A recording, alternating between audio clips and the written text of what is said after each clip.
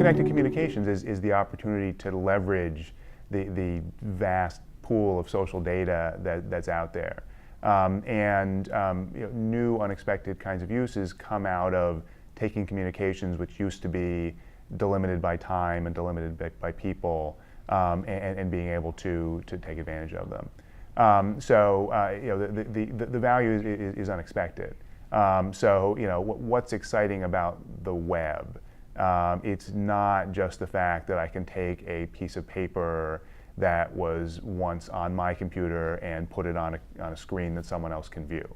What's exciting is just the plethora of information that's out there, and the connections that you can see, and the ability to find things and so forth. And then what gets built on top of that, that was the history of the last decade or so in the internet economy.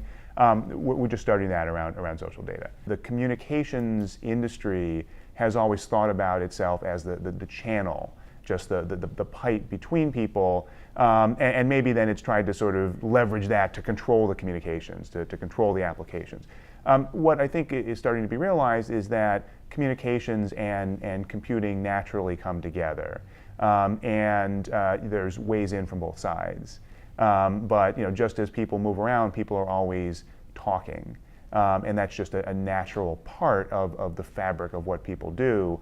And now we can actually start to mine that and take advantage of it to provide value. There's this vast pool of information that people are putting out about what they're doing, what they're thinking, what they're recommending, links, and there's also a set of relationships among people. And that's accessible. You can follow people, you can search, you can build an application that uses their interface to do something creative with the data, visualize it, represent it, and so forth. You can do that when you've got a little bit of data, but it's just not that interesting. It doesn't really relate to you, and you're not finding that much you didn't already know. All of a sudden, when there's just a mass of that data, and it extends well beyond the social network that you could connect with directly, then it gets really exciting. Then you start finding things that you didn't already know. The government, in particular, I think, is just awakening to the potential of the data it has. Part of what has to happen is a platform for aggregating the data, which is not trivial. We're talking about really vast scales here. And then making it accessible. So it's true, you need to have interfaces that are open so that the data is not just locked up somewhere but is available for creativity.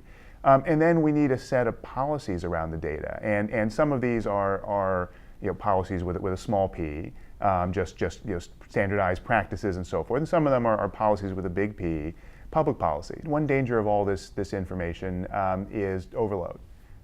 We just have never had access to so much information, and a lot of it can be very interruptive. There's a potential of people to be overwhelmed, as well as to make it hard for people to focus if you want to jump into this incredible stream. So we're just learning what the etiquettes are around what now seem like simple devices, which are mobile phones. When you can call someone, when you can receive a call, what's appropriate. This new kind of deeply connected, rich communications environment is going to create lots of other challenges like that. How do we manage information to not be overloaded, and also to be respectful of each other? Certainly, privacy broadly defined is a real issue. And again, I don't think privacy is an absolute either-or kind of thing. We need to understand what are the real kinds of concerns, and how to not put too many roadblocks in the flow of information while protecting people.